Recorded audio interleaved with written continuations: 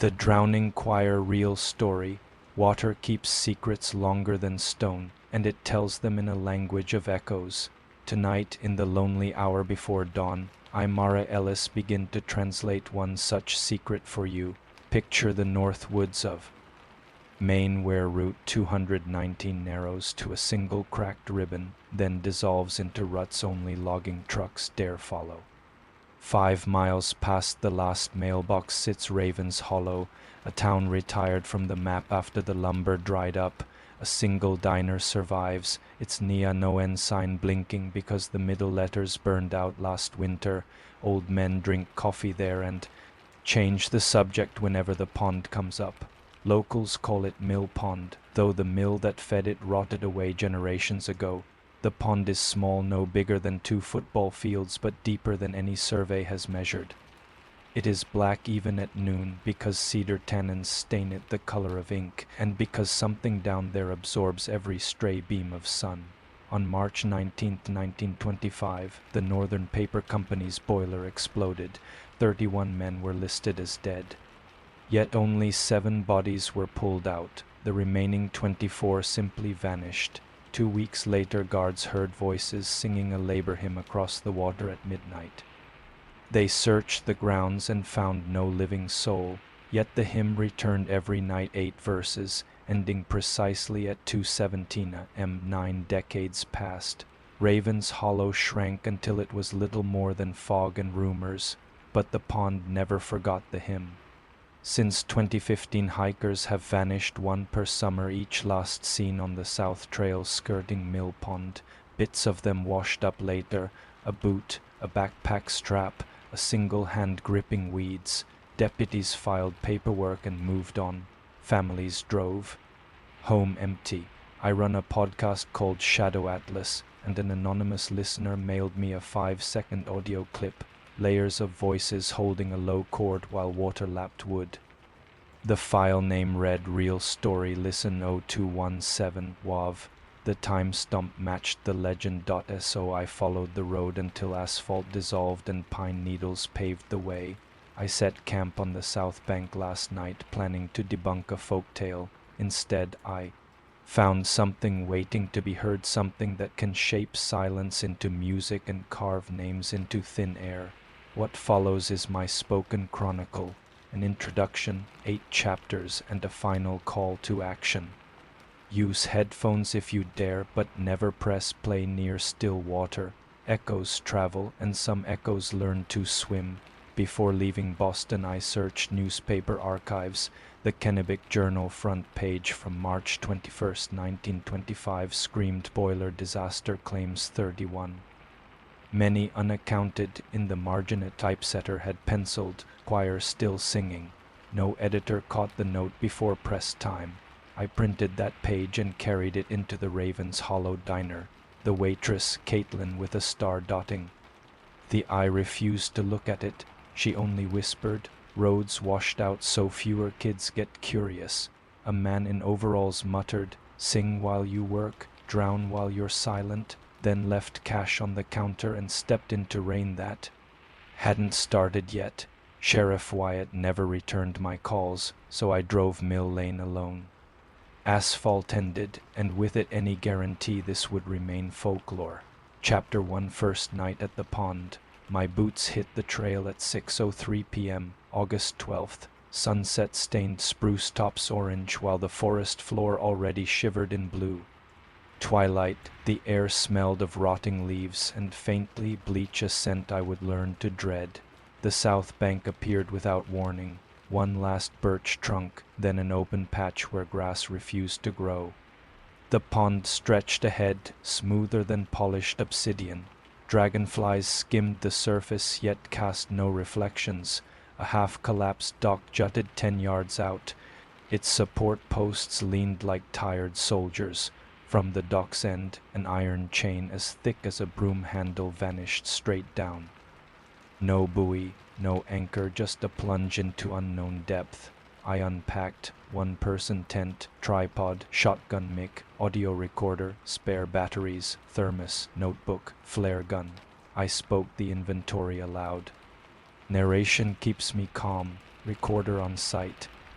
Log initial entry, ambient 65 degrees, barometer falling, no wind. I left the recorder running on a stump and walked the dock. Each board flexed and sighed, leaking rusty dust. Up close the wood looked gnawed, thousands of tiny V-shaped bites. At the edge I gripped the chain. It felt colder than the air, slick but not slimy, as if freshly polished. I dropped a pebble beside it, no splash, just a silent slide beneath. A surface that looked solid for a moment, like glass poured over darkness. Back on land I brewed instant coffee. The bleach smell intensified, carried by a breeze that moved nothing but skin. At 11:40 p.m. the crickets went mute. The forest pressed a pause button I didn't know existed. 11:58 p.m. I returned to the dock, my flashlight bemended in mid-air. Sliced by an invisible curtain, I aimed the mic at the water. Midnight, the pond exhaled a note, low, resonant, vibrating the planks. It swelled. A second tone locked above it, forming a perfect fifth. Then a third turned the chord minor heavy with grief. Voices rose. 6, 12, too many to count, holding one vow alou. Words stretched into oil, hooled the liane. The chain quivered. Ripples pulsed outward, timed exactly to the choir's measure. My sternum thumped in sympathy. My rib cage felt tuned. Wind crashed through treetops without touching my hair. I tried to speak, but my voice failed. Yet the recorder captured a stranger. Whispering my name, Mara, a shape surfaced 20 feet out, a dark blot the size of a head. It split into 5 blotches arranged like fingertips. A hand of water reached for the chain. More hands erupted until a dozen gripped the links, pulling in slow unison. Metal groaned. The cord climbed toward agony. I staggered back. My boot heel punched through rotten wood. Splinters sliced my calf. Pain cleared the fog and I bolted. For shore, halfway up the slope I looked back. The dock lifted as though someone underneath were bench pressing it. The chain glowed dull orange. Voices reached a shriek so high my teeth buzzed. Then silence. Dock crashed down. Chain plunged. Water swallowed all trace. I crawled into the tent and curled around the recorder. For 3 hours the forest stayed mute. When sound returned, it wasn't squirrels or frogs. It was children giggling just outside the nylon walls, feet splashing in puddles that didn't exist. I held my breath until dawn painted the fabric amber. And the giggles faded. Recorder off, morning field notes. 2:15 p.m. found a rusted lunch pail near the bank. Inside, a hymn leaflet titled Shift Change Harmony, verse 3. Hold the line, key of E minor. 3:20 p.m. shoreline mud shows high alkaline levels similar to industrial bleach. 4:50 p.m. observed heron topple dead after standing motionless. 2 minutes. Eyes already cloudy. 5:30 p.m. cell signal drops to 0 within 30 paces of water, returns instantly when I step back, evening prep. At 10:45 p.m. an owl hooted exactly 4 times, then stopped mid-call, as if clamped. Silence became sound's negative image, ready to be filled. Postscript 7:05 a.m. Dock boards now display dozens of small, salt-white footprints, each no larger than a child's, all pointing landward. My own prints from last night have vanished. Curiosity. 'Tis stronger than fear. Tonight I will attach contact microphones to the chain and listen closer. If Chapter 1 ends here, the real story has only cleared its throat. Chapter 2, Voices in the Wire. August 13, 7:42 a.m. I limped into Ravens. Hollow's one-room clinic. Dock splinters still lodged in my calf. Nurse Hilda frowned at the wound, fished out wood shards with tweezers, and muttered pond bite. When I pressed, she sealed the cut with glue and said only, no charge for choir injuries. Bill's been settled since 25, her eyes. Never met mine. Outside, rain began, not a shower, but a mist so fine it behaved like smoke. It drifted rather than fell, swirling whenever I exhaled. I smelled bleach again. I needed answers before nightfall. 9:10 a.m. The courthouse basement held 6 filing cabinets and 1 ancient microfilm reader humming like a wasp nest. I scrolled to March 1925. Headlines reported boiler debris landing as far as the Methodist steeple. Beside the article lay an op-ed titled "Keep the Choir Alive." The writer argued the mill's nightly hymn connected men across the dark water of shift and sleep, urging management to fund a memorial choir. Management never did. Funds went to lawsuits, but the line "If the song dies, we sink" stuck with me. A handwritten note beneath the op-ed, different in creed: the song didn't die. We did. I printed copies and pocketed them. 11:45 a.m. Diner parking lot. The sheriff's cruiser idled, wipers smearing fog. I stepped to his window. He cracked it 2 inches. Me. 9 disappearances, Sheriff. Do they tie to the hymn? Wyatt. I tie knots, not ghosts, me. But you know the time too. 17 a.m. Wyatt sigh. Time cards stamped to 17 when the boiler blew. Men died right on the minute hand. Choir held the note 2 full minutes before screaming. Me, why not rope the area off? Wyatt, tourists buy gas. Ghost story keeps lights on. Town's already dying, let the pond take who it will. He handed me a sealed evidence bag. Inside, my own shotgun Mick shoulder clip twisted like taffy. Found it on the chain at dawn, he said. Felt you'd want it back. I had left the Mick zipped in my tent. I thanked him, though the words stuck to my tongue. When I asked if he would join me that night, he stared at the pond beyond the tree line. I don't work nights. Back at camp I inventoried again, new habit against gaslighting ghosts. Recorder, fresh battery, parabolic dish, Mick picks whispers.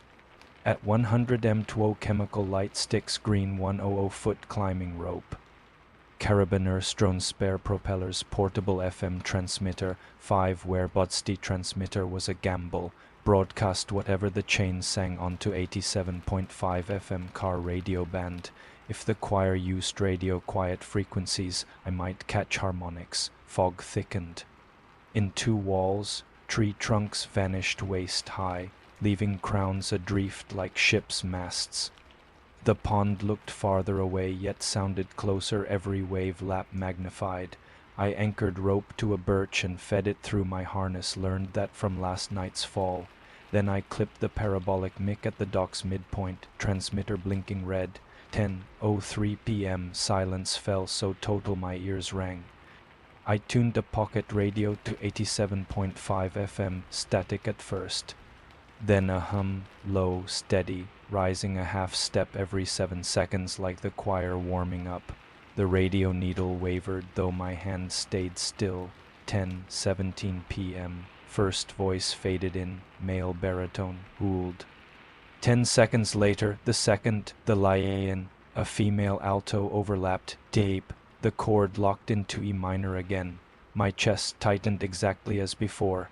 Dock creaked in time. I flicked on the recorder. 10:19 chain trembles underfoot. 10:20. Water brightens, yes, brightens from below. Green glow matching my unused light sticks. Source depth unknown. 10:21 radio static shifts. Children laugh on the frequency, chased by hushes like teachers scolding. 10:22 I ask aloud, what do you want? Playback later reveals 40 voices answer together, join verse 4.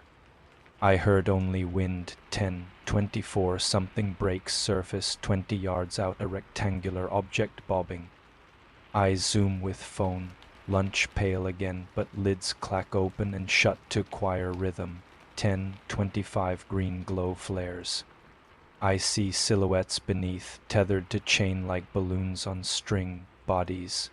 Unclear. 10:26 rope at my waist tugs landward, though nothing pulls ashore. Birch anchor creaks. 10:27 radio dies. Transmitter overload, light flashes. 10:28 choir stops mid-note. Silence slams like a door.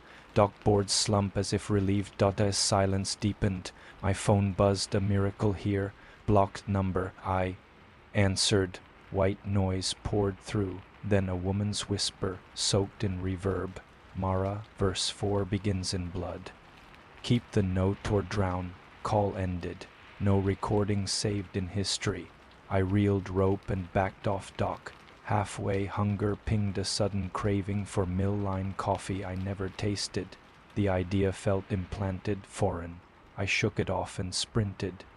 To camp, inside the tent, the shotgun mic returned by Wyatt rested on my sleeping bag, LED glowing though battery was gone. It played looped audio, child's voice. We held the line for you. Your turn, Mara. Don't break it. I yanked. The memory card, the LED kept glowing. I threw the mic outside. It landed silent, sun up, burned fog to silver threads. The dock looked normal except for one change. The iron chain now lay coiled on the planks like a sleeping serpent, not plunging below.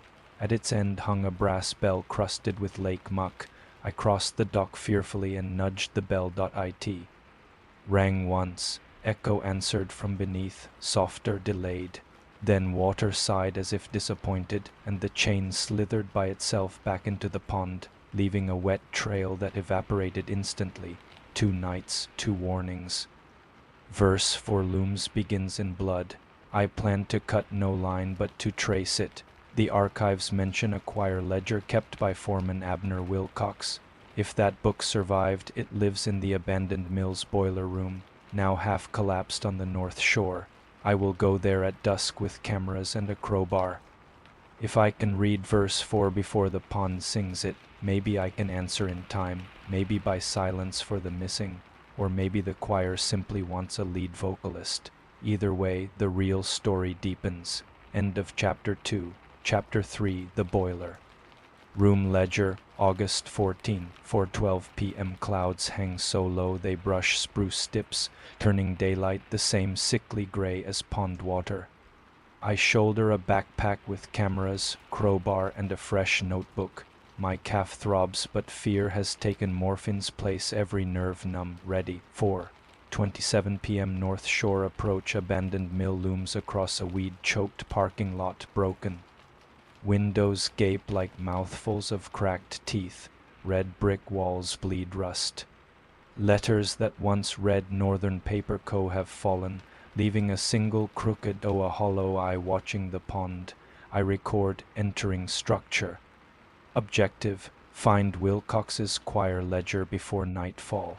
Inside, dust motes swirl in flashlight beams, each mote a tombstone for shaved wood. Floorboards crunch cellulose, boiler room sits westward.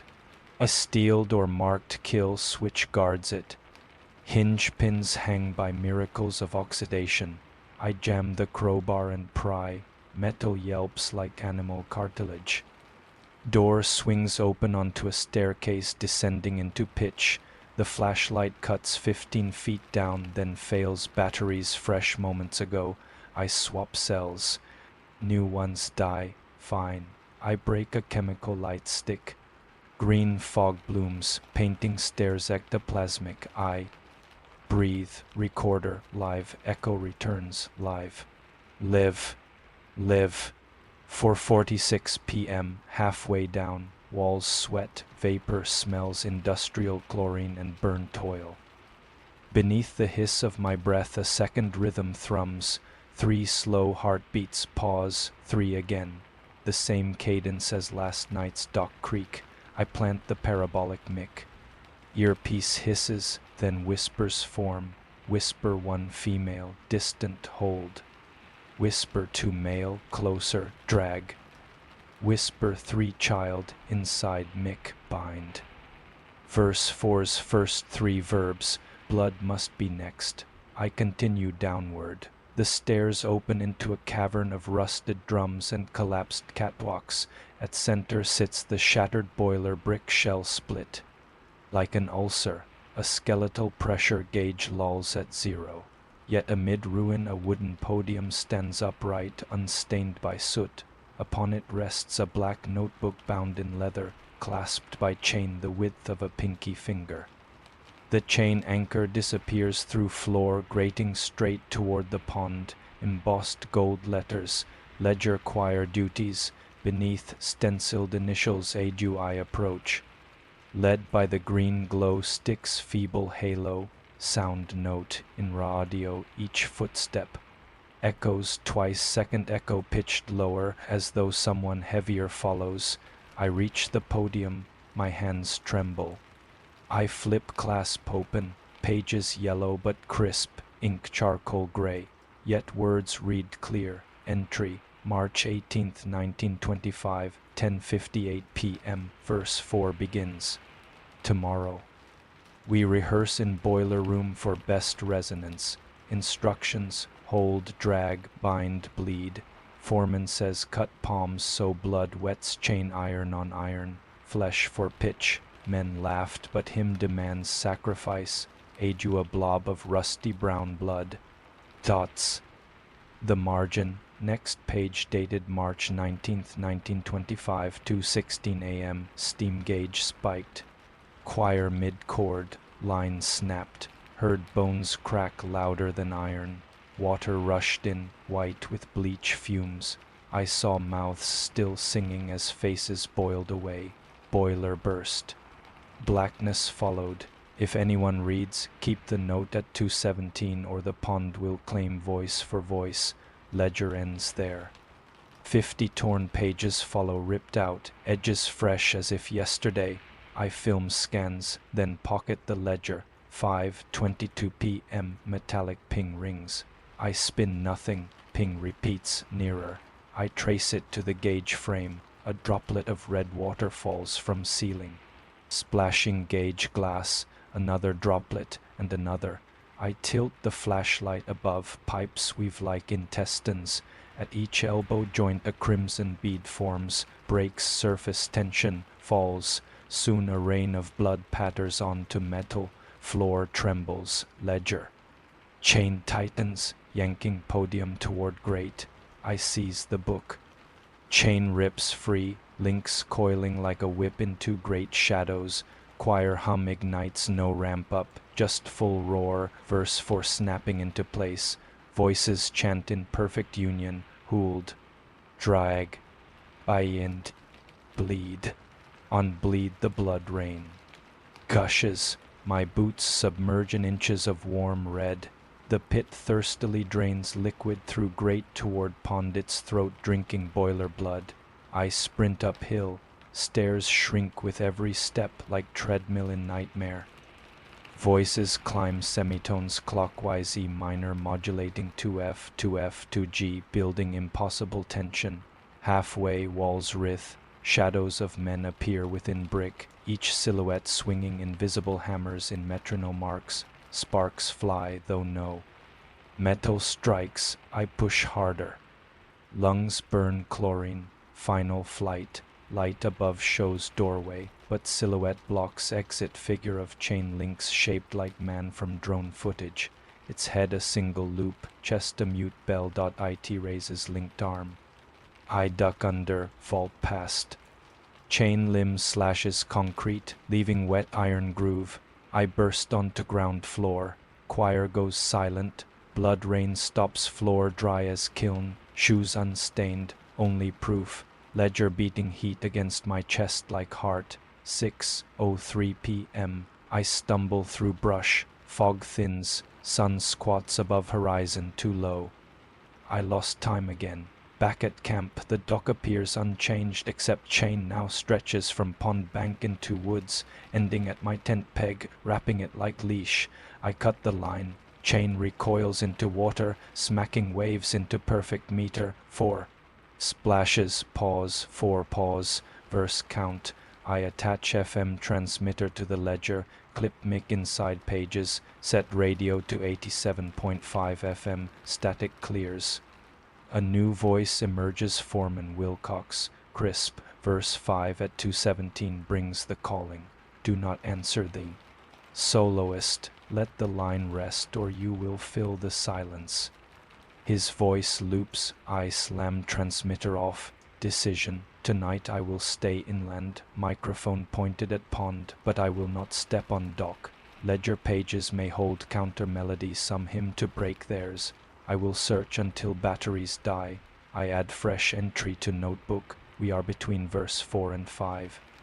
Blood spilled, chain fed. Next comes the calling.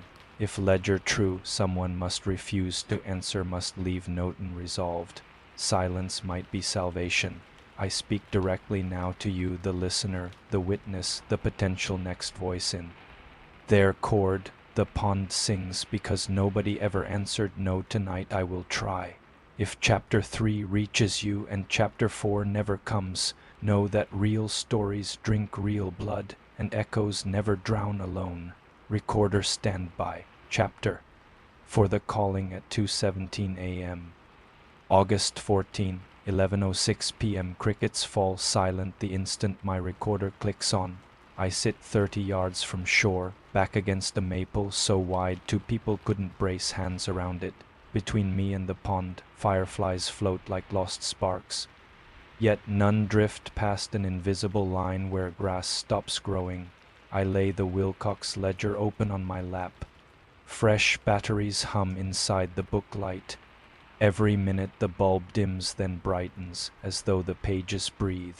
I read the first untorn page aloud, voice steady for the microphone.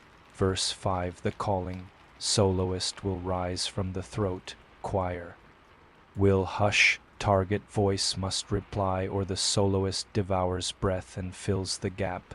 If target remains silent until the 8th chime, the line reknits and the shift can end. Soloist, target, 8 chimes, simple rules, lethal stakes, and verse 5 begins exactly at 2:17 a.m. I glance at my watch, 1:48 a.m. I plant to contact mix, 1 at pond edge, 1 on the maple trunk. Cables run to the recorder. I tune the pocket. Radio to 87.5 FM static. My plan, remain mute whatever calls, record instead of answering. If rules hold, silence wins. Backup plan, there is no backup plan. 2:00 a.m. wind growls low, circling yet never entering clearing.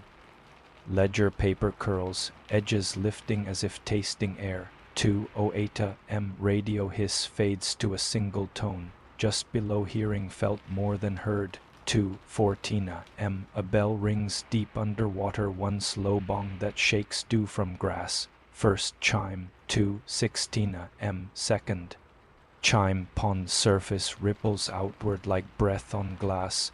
Choir hushes, the first pure silence since I arrived. I set both hands over my mouth. 2:17 a.m. third chime. A shape breaks the pond's skin, a head made of chain links woven tight, water falling from gaps like tears. It rises until shoulders show, torso shaped from iron loops. No legs below the waist, the links spiral into a single thick cable dropping. Back into darkness. Soloist.it glides forward without disturbing the water, chain body whining faintly. When it reaches the rotten dock, planks don't bend.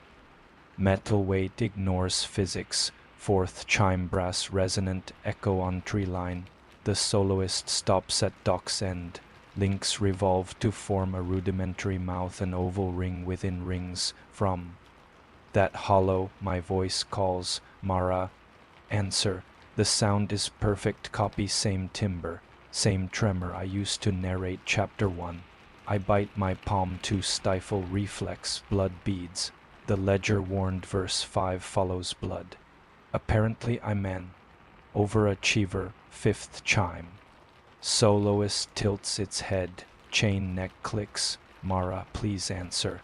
Now the voice cracks, pleading like me at 12, begging my father not to leave. It knows memories, plucks them like harp strings. Sweat blinds me. Mosquito lands on eyelid, itching. To be slapped. I hold still. 6th chime. Ground vibrates. Tree bark bruises my spine. Soloist's chest bell tolls a counter note higher, sharper, demanding. Say anything, Mara. A whisper will do. Seventh chime rolls. Moss shivers off. Roots as if gravity spiked. Soloist darts halfway across water instant. No splash now 10 yards from shore. Chain arms extend, each link unfolding like telescopes. Fingers of iron stop inches from my mix, measuring my distance. My watch ticks thunder in ears, eighth chime. Soloist freezes, chain fingers drop limp. The oval mouth collapses inward like ring pulled through itself. Whole figure folds, link by link, sucked back toward pond center reverse blooming dota as its head sinks. A single link snaps free, arcs through air, lands at my boot with soft thud. Water closes, choir resumes low sigh of many throats relieved 2:19 am. I exhale for first time in 2 minutes. Lungs burn cold. Radio now plays faint static overlaid with heartbeat drum chain on limb. Hard to tell. I power it off. I retrieve. The fallen link light, warm, uncorroded, inside the oval hole, my bitten palm bleeds. Blood drips through and sizzles on grass. The link hums, storing the note. Ledger ink glows dull red for 3 seconds, then fades. Front page, new words appear. In wet script, silence held. Line mended for one night. Verse 6, the reckoning demands witness of the mute. Prepare the bell cage. Letters dry instantly to brown dust. Chapter 4 ending. I whisper, throw tra, but the song rewrites its score. Tonight I won. Arrest not victory. I sniff. Bleach rides breeze again. My watch says 2:24 a.m., but phone reads 2:40 a.m. Time disagreement pond warping minutes. I pack equipment, chain link pocketed in evidence bag. Before zipping the recorder I leave message for you. If verse 6 requires a bell cage, I must learn what that is before sundown. Do not follow me. Do not speak to any voice that sounds like someone you love. Real stories feed on recognition. End. Voiceover. Chapter 5 The Bell Cage and the Reckoning. August 15, 7:12 am. I wake to the clank of garbage trucks, though Ravens Hollow hasn't had municipal pickup in years. Outside the tent no trucks linger, only the hush of moisture sliding off cedar needles. My recorder shows 3 new hours of file time. Groaning metal, faint bells, distant screams. I never press rec. I replay one snippet. Sheriff Wyatt's voice whispers, "Skip town, Mara. Silence won't hold twice." I doubt he visited. The audio's pitch bent upward, chords underlaid like accompaniment. The pond can counterfeit anything now. The ledger's fresh note prepare the bell cage spins in my head. A search of the diner's back issues reveals. A classified ad dated April 7th, 1926. For sale devotional bell cage, iron 5-foot span, used once to quiet the shift. Buyer collects from Marsh Boathouse. Will not deliver after sunset. I bike to the marsh. The boathouse listing address still stands. Tilt spinned and slug slick. Inside, rows of oars rot in puddles. Beneath them, claw marks etch floorboards. The scrape of something large dragged out. On a rafter dangles an iron hook swaddled in lake weed. The chain groove in the rafter's beam fits the mystery link I pocketed last night. I align link to groove, perfect match.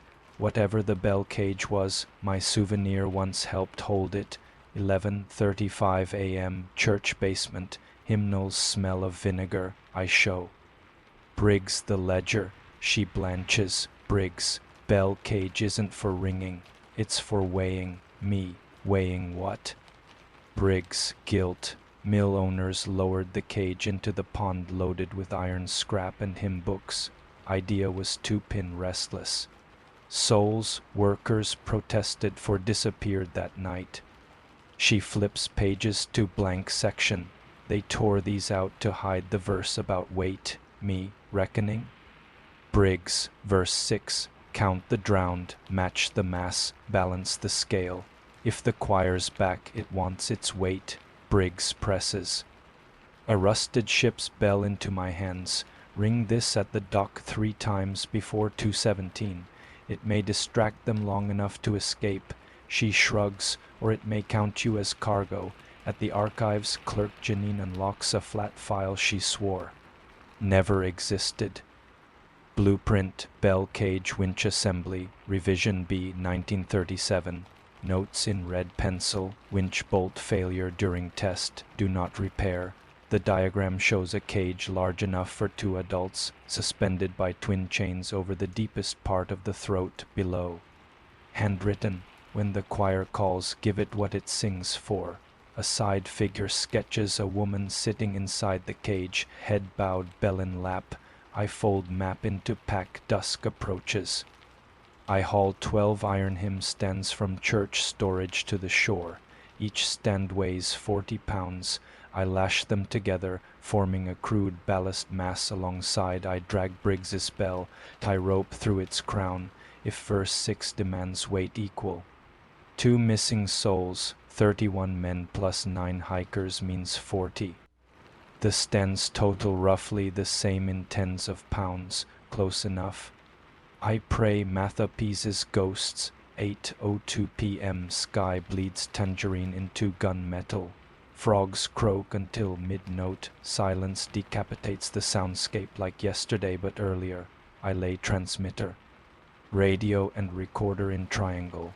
The pond surface already pulses faintly, syncing with my heartbeat before adrenaline hits. Ledger stays open on stump. Ink at top of blank page liquefies to spell. Ring thrice, stand mute, endure the measure. Under the words, fresh timing appears. 2:12 a.m. not 2:17 tonight. The choir adjusts tempo. From 1:45 to 2:10, nothing. Stars dim behind thin cloud. Moon smears. My flashlight fails again. I adopt dark adapted eyes. 2:11 a.m. A stark ting from water like fork on wine glass. 1 bell, no choir, only the solo note repeating exactly every 4 seconds. Ting, ting, ting. I lift Briggs's bell. Cold seeps flesh. I step onto dock planks slick but hold, chain absent. Last night's coil did not return. A T-dock's mouth. Water shapes into void deeper than black ting. Echoes below. 2:12 a.m. I raise. Bell overhead. Strike 1, clang. Sound arcs across pond, then swells back richer, as if answered by brass lungs below. Ledger flips page by itself. Strike 2, clang. The dock heaves upward. Boards bend like breathing ribs. Beneath, holes gape where nails melt. Water slithers through. Strike 3, clang. Echo layers explode now. Choir surges in full harmony, screaming the words of verse 6. Count. Balance. Rest. The pond erupts. Twin chains rocket from depths. Dripping white foam, hooks on ends. They seize my ballast mass, yank it skyward, then halt mid-air awaiting command. Ledger text blazes crimson. 1 witness must weigh the silence before I decide. A shout. Sheriff Wyatt barrels from tree line. Flashlight strobing. Move. He yells, charging onto dock. Choir quiets, as if curious. Chains pivot toward him like serpents. He fires flare gun. Red comet whizzes harmlessly over water. I scream, forgetting vow. The moment sound leaves my mouth, chains whip around. Wyatt's torso. He fires sidearm once, bullet sparks off link. Chains drag him toward the pond. He twists, grabs my wrist. Momentum yanks us both. I latch other hand on dock post, muscles tearing. Wyatt rasps in ear, break the line. He pulls service knife, saws at 1 chain looped round him. He severs a link. Metal shrieks, choir wails, cord collapsing to tritone raw, ugly.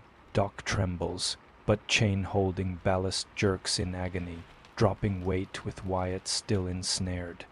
Wood plank under him shears off. He shouts a prayer half finished as water swallows him and ballast together. Splash column drenches me in bleach reek. Choir silence. Chains retreat beneath, pulling severed ends down. Water calms instantly. Mirror flat. Dock ruined. Half floats, half sinks. I crawl ashore on elbows, ears ringing. On shore, ledger slammed. Shut by unknown wind. Cover scorched. Clasp fused. My recorder smashed but SD card intact. At 2 hours 17 minutes and 48 seconds AM. Audio captures Wyatt's last words underwater. Wyatt gurgling. Line. Broke. Count. Saved. Then nothing. Dawn reveals. Ballast mass resting on dock remains impossible. Weight should sink. Wyatt's badge pinned to top, chain coiled around it like wreath. I calculate badge stands Wyatt roughly weight of 1 man times 40. The choir claimed parity. Verse 6 satisfied, but ledger warns verse 7 approaches restoration. If trend holds, the pond may attempt to surface, remake the mill, or drag land into itself. And I, by screaming, filled the gap. I am now the new soloist target. My voice shakes but remains mine, I think. I pack to leave Raven's Hollow, yet every road sign now reads to 19 dead end, though maps show highway continues. Tires spin. Car won't start, battery drenched in brine. I remain prisoner to finish the hymn or break it. If you hear this, spread the recording. Let many ears dilute the pond's need for mine. Echoes shared are echoes weakened. End of chapter 5. Chapter 6. The restoration begins. August 16, 6:55 a.m. Night left the sky colorless like ash blown thin. My campsite is wrecked, tent shredded, gear scattered in perfect spiral around a single point where the fallen chain links its, now twice its original size. It pulses faint heat as if forging itself larger. I flip open my field notebook, ink runs uphill, letters rearranging into new sentence. Verse 7 restoration. What was broken remakes itself from memory and marrow. Witness must choose which world stands. Below, handwriting not mine. Real story binds to real land. I limp into town for supplies. Main Street storefronts look freshly painted. Dust from empty buildings gone. The diner sign finally reads on in full neon glow. Inside, Caitlin, the waitress, now wears a crisp 1920 seconds uniform navy dress, white apron. Starched beyond fashion, she greets me with rehearsed warmth. Me quiet. When did you renovate? Caitlin cheerful. Grand opening, March 1925. She sets coffee, black, no bleach smell. Me, Sheriff Wyatt. Caitlin, why, Sheriff Wyatt is a boy chasing frogs by the mill, darling. His daddy's the deputy. Time loop or mass haunting? I back away. Chair legs screech but no one looks. All patrons wear 1920 seconds haircuts, silent, staring at steam that rises in exact matching curls. Outside, telephone poles sprout new cross arms. Streetcar rails glint though trolley service ended. Decades ago. Air hums the milk wire's root note so low it massages bones. Restoration. The pond is rebuilding its good old days by overwriting the present. 11:14 m. Mill siren blasts. Workers solid shapes but grayish march downhill. Their boots leave. No dust prints. Each carries a lunch pail identical to the one the pond offered me. They sing the hymn's first line under breath, lips scarcely moving, hold the line. I shadow them to the north bank.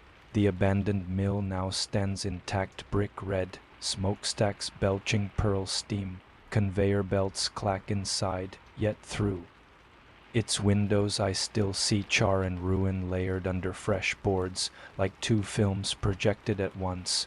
Workers file into side door, vanish. No footsteps echo, ledger heats in my backpack. I stop. Open, new words flare, if restoration completes at 2:17. New world seals and old world drowns. Break the clock before the final horn. Break the clock. I remember the boiler room's broken pressure gauge stuck at 0. Maybe that gauge is the hymn's metronome. I run to the church. Pastor Briggs kneels before the altar, eyes milked white, humming hymn verse 1. I shake her. She snaps awake. Briggs hoarse. I dreamed I was 20 again. Choir robe, fresh voice. The pond's promise is youth.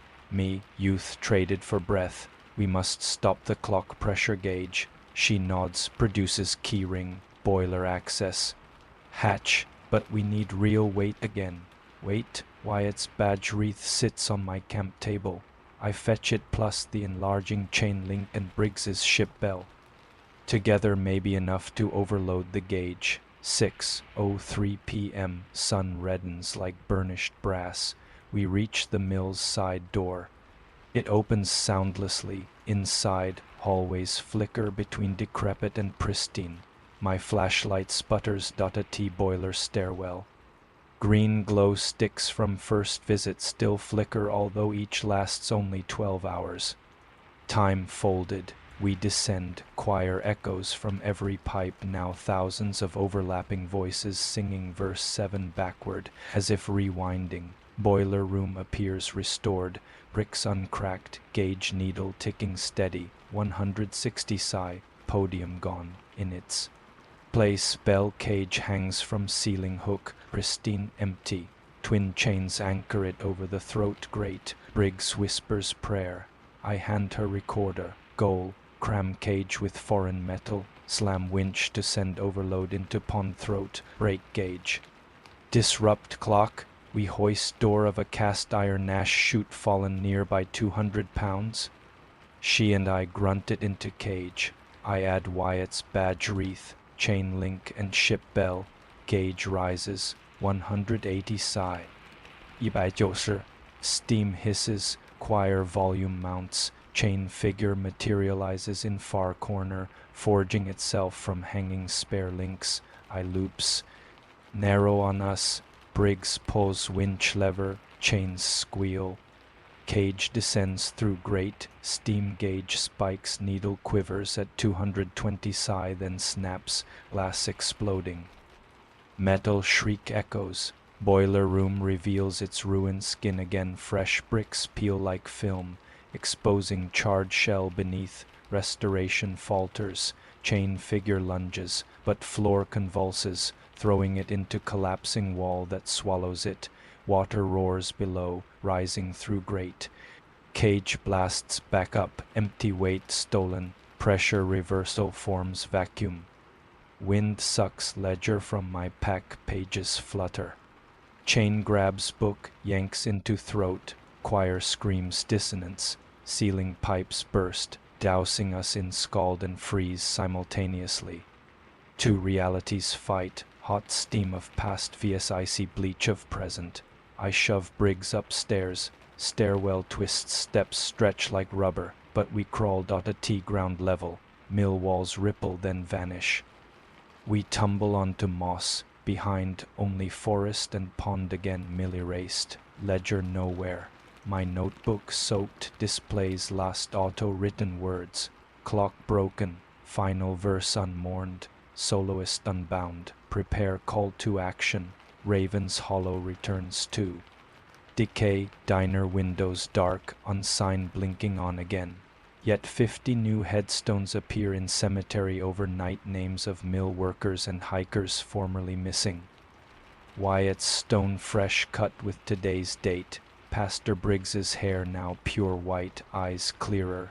Restoration failed, she says, but they'll sing one final verse at 2:17 tomorrow to claim their soloist due. She hands me Wyatt's spare keys. Take his cruiser. Cross state line before midnight. Choir boundaries end at county marker. Engine starts first turn. Maybe car survived because Wyatt believed escape remained possible. I drive route 219 south, Pines on either side lean together like guilty conspirators. Radio off, but headset whispers faintly. Measured breaths matching engine RPM. I accelerate. A T. Mile marker 7. Fog wall stands across road. On sign, voice checkpoint scrawled in wet algae. I slam brakes. Fog shapes mouth calling Mara. Answer. The soloist hunts. I reverse, cut through ranger track instead. Rocks batter undercarriage. But cruiser persists. Midway, phone lights, unknown number text. You can't outrun a song stuck in your throat. Phone speaker plays my recorded screams in loop. I hurl phone out window. It keeps screaming in ditch. 11:57 p.m. I park at gas station 15 miles outside. County line, inside restroom, fluorescent buzz hides soft humming from plumbing choir note. Their range extended. I record this voiceover on cheap handheld. If verse 8 extinguishing must occur, I need allies. Maybe many listeners singing clashing tones could drown them out. Maybe noise becomes salvation. My plan, upload all recordings. Ledger scans this narrative broadcast at 217 worldwide. So the pond hears itself multiplied, phase cancelled, starving for unique voices. If thousands sing back random notes, harmony breaks. It's lunacy, but real stories require real volumes. I purchase fuel, caffeine pills, and a 3-pack of kazoos. Tomorrow night the choir meets the cacophony. End of Chapter 6. Chapter 7. The Cacophony at 219 kHEH. August 17, 10:07 a.m. Gas station coffee jitters me awake. I sit in the driver's seat of Wyatt's cruiser, map spread across the wheel. A single AM tower icon gleams 50 miles east.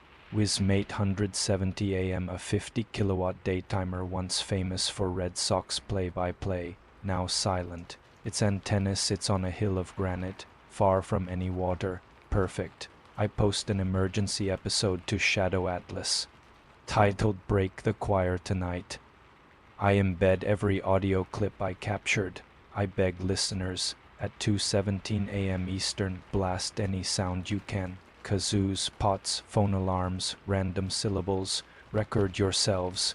We'll phase jam the pond's harmony.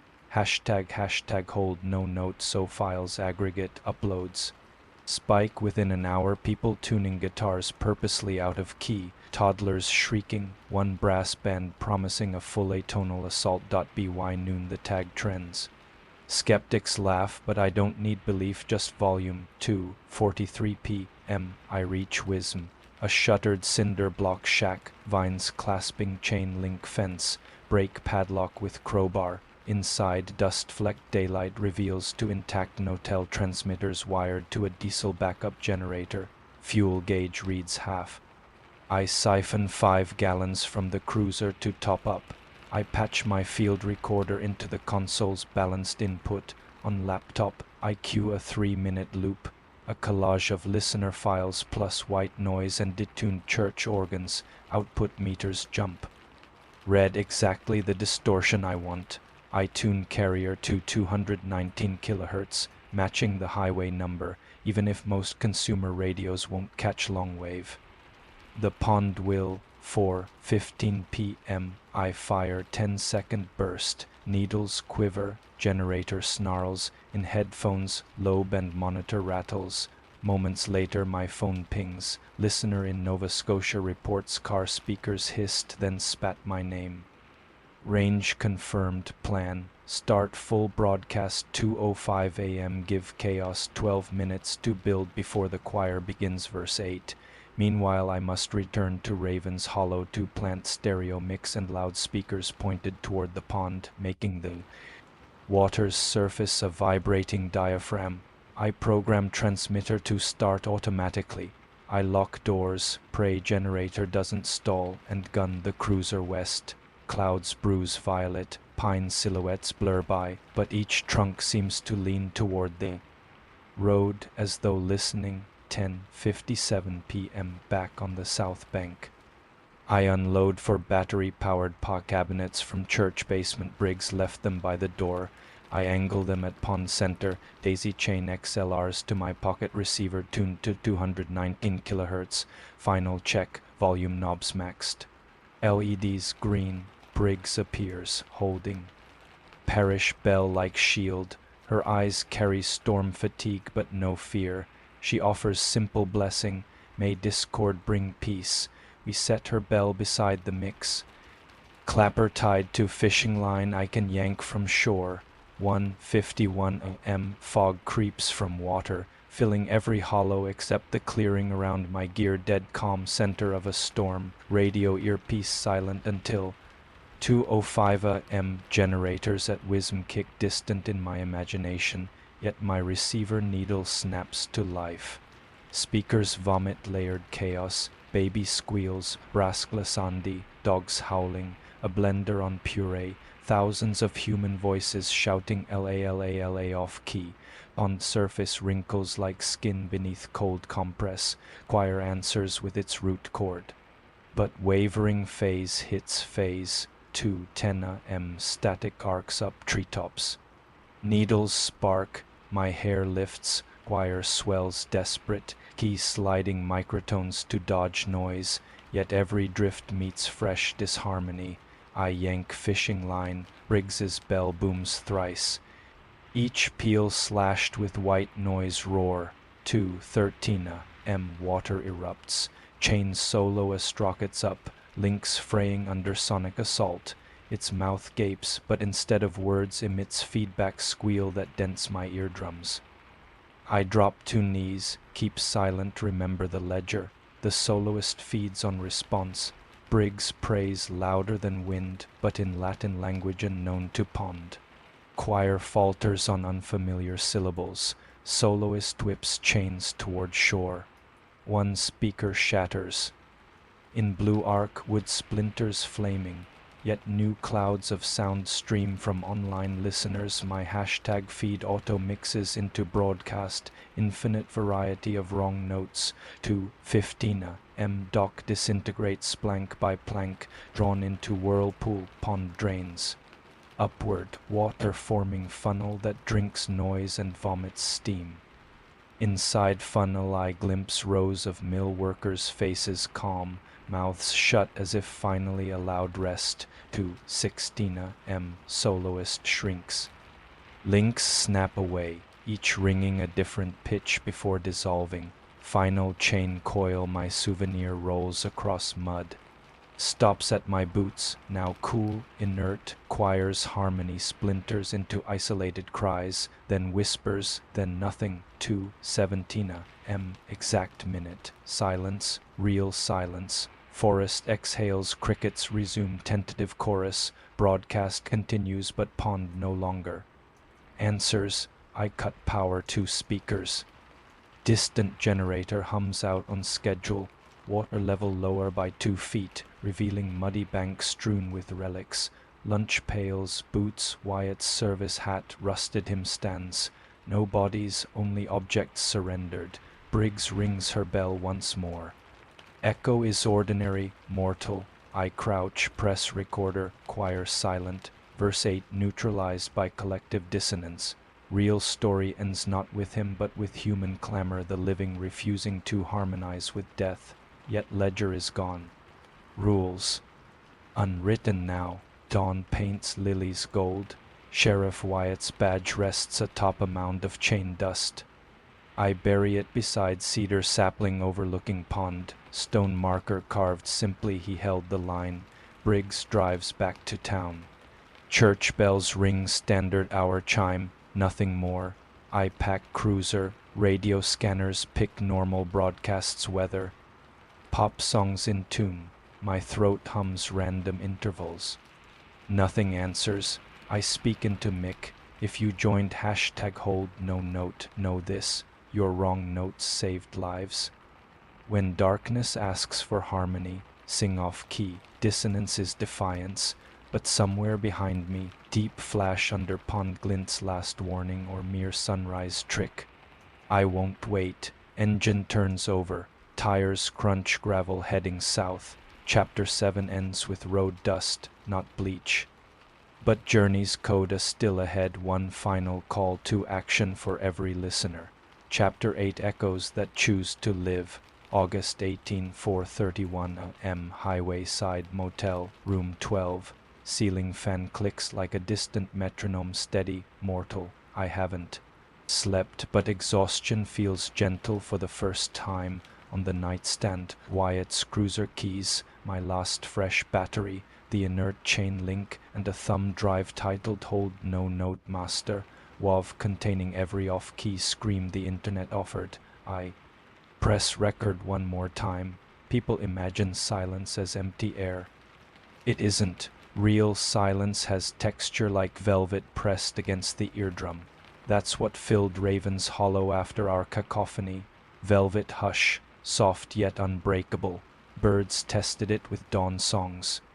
Their notes fell true, untouched by hidden harmonies. Even the pond reflected trees without shimmering distortions, as if relieved to mirror rather than devour. I walked the shoreline at sunrise. Mud cracked where water had receded overnight, fissures releasing soggy breath that smelled of wet paper.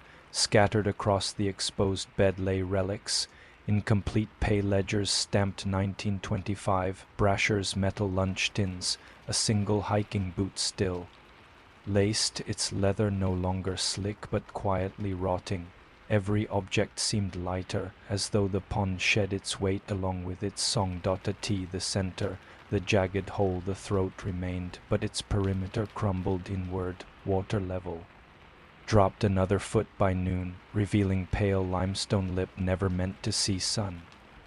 Dragonflies buzzed above, unconcerned, the chain soloist's perch gone, replaced by dust motes dancing in honest breeze. Briggs and I held a brief service by the cedar sapling. She read Psalm 42, deep calls too deep, pausing to note that sometimes the deep loses reception. I placed the inert chain link beside the badge. Together they formed an imperfect infinity symbol in the dirt. The pastor then read a scrap we found lodged in the wrecked podium. Remains Abner Wilcox's final margin note. When music becomes cage, break rhythm, let breath stumble. We bowed heads, wind riffled pages of her Bible, but no unseen hand flipped them anymore. Restoration had tried to overwrite the present with 1925. When it failed, time snapped back, yet not cleanly. Certain buildings kept their renewed paint. Others reverted to decay. Locals emerged from shuttered homes, blinking like long hibernating bears. Some remembered nothing but uneasy dreams of singing through cotton walls. Others recalled entire, alternate lives, weddings held in 1927, children never born, mill paychecks spent at speakeasies. The county set up crisis counselors within hours. Caitlin from the diner looked at the uniform folded over her arm, an apron bearing grease from breakfasts that never happened, and laughed until tears cut mascaras of ash on her cheeks. She decided the diner would finally replace that sign. Instead of half lighting on if the pond allowed electricity again, school teacher Mrs. Lopez gathered 9 missing hikers' families beneath the willow by the library ruins. In the mud they discovered 9 small stones shaped like vocal cords, paired, mirror smooth. DNA swabs matched each to a lost hiker. Families at last could bury something, but 31 mill families still lacked closure. The pond had dissolved. Those men beyond bone. Briggs said closure wasn't found, it was negotiated. She would hold a vigil every March 19th at 2:17 a.m., not to sing, but to sit in intentional dissonance, shuffling chairs, coughing, letting silence hold uneven breath. "We will crease the hymn's sheet music forever," she vowed. I drove the cruiser beyond the county line, phone off, radio silent. Yet somewhere near Augusta I felt vibration in my throat, a phantom note rising whenever tires rolled over bridge. "Seems," I coughed. It vanished. At a rest stop I opened the chain link's pouch, still cold, still mute. I realized the vibration wasn't supernatural. It was adrenaline memory, body expecting chorus where there was none. even trauma can echo.to. Prove agency, I hummed deliberately wrong intervals, minor second, tritone, flatted ninth. The world continued unchanged. My voice belonged to me again. 2 weeks later, State Senator Karima Patel interviewed Briggs, Janine, and me in the church basement. She drafted Maine Audible Heritage Bill number 1287, nicknamed the Quiet Rights Act. It would protect locations whose sonic identity is historically lethal, limiting development near Mill Pond and provisioning funds for mental health treatment of residents afflicted by persistent auditory hallucinations. The bill quoted my podcast, "Echoes are sovereign. Let them starve rather than dine on the living." When the Senate floor clerk read the line, microphones squealed feedback spike at 219 Hz. They switched off the paw and finished in healthy silence. The bill passed unanimously. One artifact remained unsolved, the bell cage chains, now brittle, recovered from pond bottom by a hazmat dive team. Links bore microscopic pits shaped like glyphs, syllables of the choir's verse 8. Linguists called them ultrasonic runes, frequencies too low for text yet etched in iron. When X-rayed, runes dissolved.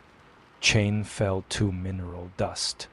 As if it wanted to be forgotten, episode #72- The Drowning Choir final report dropped exactly 1 month after verse 8 collapsed. I stitched the narrative you've been hearing, introduction through chapter 7, then appended a 40-second curtain of silence. Not empty file noise, true digital zeros. Some listeners wrote they heard their own house creak during that gap. Some heard nothing. A few heard faint children's laughter and unsubscribed, which is fair. The podcast climbed charts, sponsors called. I declined Bleach Company ads.soy chapter 8. Because real stories don't end when the feed stops. They branch into the listeners who carry them home into attic pipes, swimming pool drains, shower acoustics. My fear is not that the choir returns. My fear is that one day you or I will hum a tune too perfect, too symmetrical, and unknowingly rebuild a line they could grab. I speak this final chapter to teach asymmetry. Stutter your lullabies, shift your car wipers out of step, let your ceiling fan miss a beat. Chaos is defense, and when some future darkness demands you harmonize, refuse. Scream wrong notes, bang pots, invent a new time signature. You are not an organ pipe for the dead. I revisited Raven's Hollow yesterday. The pond is now marsh ankle deep. Mosaic of cattails and mud skippers. The throat has collapsed into a sink of gravel. Kids toss stones trying to skip across sludge. Stones sink with mundane plops. No hum answers. I tossed the last intact lunch pail into sediment. It stuck upright, slowly filling with rainwater. No phantom hand lifted the lid to rhythm. Frogs croaked random chords. I smiled. Pastor Briggs teaches choir again, but she bans perfect fifths. Her students giggle, singing scales that slalom like drunk bees. They will perform at County Fair next month under banner Hold No Note Live. Glen's Diner now serves coffee roasted by a small startup called Throatless Beans, which I insisted renamed to Safe Harbor Coffee. They agreed. Mug bottoms. Reed Water remembers, so spill some. The town posts a sign at the reopened trail. Sing off key, stay on path. Tourists think it's quirky marketing. It is survival. Time check, 11:59 p.m., August 18th. Exactly 24 hours since the pond quieted. I welcome tomorrow and every irregular beat it brings. End of primary narrative. You just heard the drowning choir real story, if it stirred your nerves or saved you from humming in perfect pitch. Do 3 things. Break the line. Share this episode with someone who always sings on key. Teach them the power of a good wrong note. Join the dissonance. Record your own off-key, shout any phrase, any pitch, and tag it #HoldNoNote on social media. Flood the net with beautiful noise so any lurking echo finds no clear mirror. Stay tuned. Subscribe to Shadow Atlas wherever you listen. Each follow arms this project with more voices ready to refuse the next dark harmony. Remember, harmony without consent is haunting. Sing freely, live loudly, and never let the water set the tempo.